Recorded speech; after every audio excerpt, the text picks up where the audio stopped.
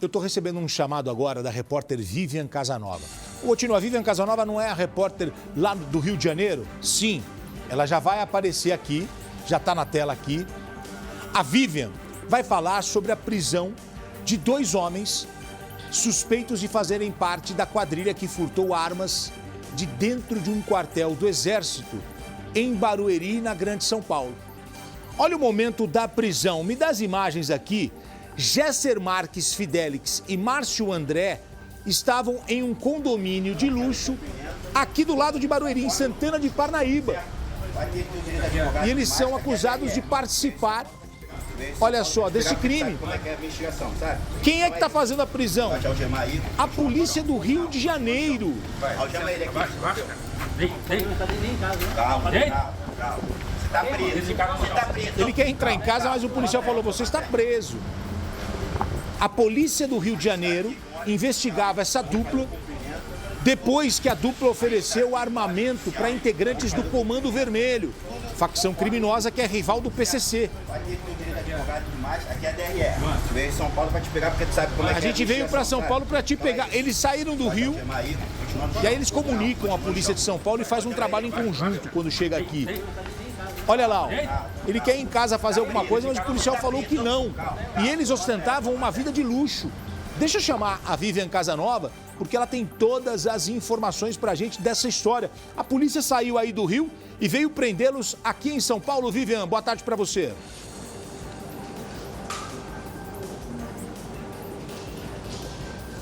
Oi, Gotino, boa tarde a todos que acompanham o Balanço Geral. Exatamente, os policiais saíram aqui do Rio de Janeiro, né? Essa investigação está a cargo da Delegacia de Repressão a Entorpecentes, por isso que eu tô aqui na cidade da polícia, bem em frente à DRE. Os policiais saíram daqui depois de concluir parte dessa investigação, né? Que apontou realmente para esse local e onde indicava que estavam estes 2 homens envolvidos no furto das armas do arsenal de Barueri, né? Arsenal do Exército de Barueri. São eles Gesser Marques Fidelis e Márcio André Geber Boaventura Júnior. Os 2 estavam em um condomínio de luxo em Santana de Parnaíba, na região metropolitana de São Paulo, né? E foram presos pelos policiais aqui da DRE. O que a polícia concluiu? Concluiu que os 2 foram responsáveis pela negociação das 21 armas furtadas. Eles trouxeram essas armas para o Rio de Janeiro e negociaram diretamente com a maior facção criminosa aqui do estado. Essas armas passaram pelo Complexo da Penha, passaram pela Rocinha, cruzaram boa parte da zona sul aqui do Rio de Janeiro e, de repente, no dia 19 de outubro, algumas delas apareceram abandonadas dentro de um carro na Gardênia Azul, na zona oeste do Rio.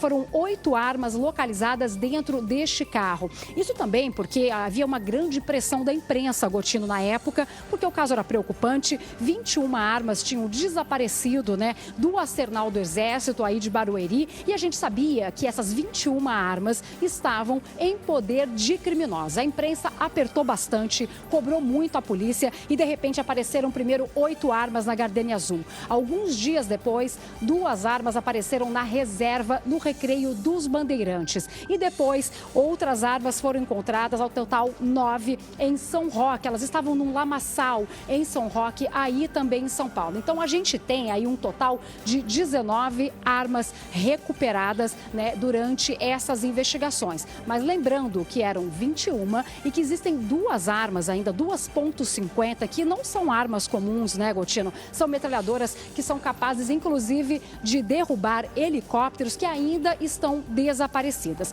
Vamos ouvir o que disse o delegado responsável por essa investigação, Dr. Pedro Cassundé. A partir da circulação de um vídeo que foi objeto da nossa apuração, a gente conseguiu identificar que um desses negociadores seria o Gesser, que ostentava uma vida de luxo em São Paulo. O outro sujeito ainda é objeto de apuração, o outro criminoso ainda é objeto de apuração. E nós conseguimos estabelecer uma vinculação entre esses indivíduos que ostentavam uma vida de luxo para poder custear essa vida. E aqui eles começaram a negociar essas armas para que elas fossem empregadas na Guerra da Zona Oeste, a elementos que demonstram que, na verdade, é uma grande organização, uma grande quadrilha que pratica diversos crimes, inclusive lavando dinheiro. Em uma conta dessas pessoas, a gente conseguiu identificar uma movimentação de mais de 9 milhões de reais em 2 anos.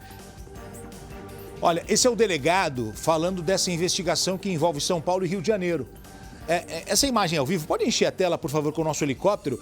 O helicóptero está sobrevoando o condomínio onde as prisões aconteceram. É um condomínio de luxo que fica no bairro Tamboré. Onde é Tamboré? Tamboré é um bairro ao lado de Alphaville. E esses 2 bairros, eles compreendem, muitas vezes, 2 cidades. Barueri ou Santana de Parnaíba. Então, a imagem aí do nosso helicóptero do condomínio onde as prisões aconteceram. Eles estavam envolvidos no sumiço das armas do Exército aqui na Grande São Paulo. 2 continuam desaparecidas. E olha, com a prisão desses 2, eu acredito que agora vão encontrar essas .50. Você não tem dúvida nenhuma, porque faltavam essas 2 que devem ter ido para uma outra organização criminosa e não para o crime organizado do Rio. Agora, a polícia começou olha que interessante, a polícia do Rio fez a prisão porque eles fizeram o caminho inverso. Eles estavam investigando o Comando Vermelho, a facção criminosa, e descobriram um contato com esses criminosos aqui. Ponto para a polícia do Rio de Janeiro nesse caso.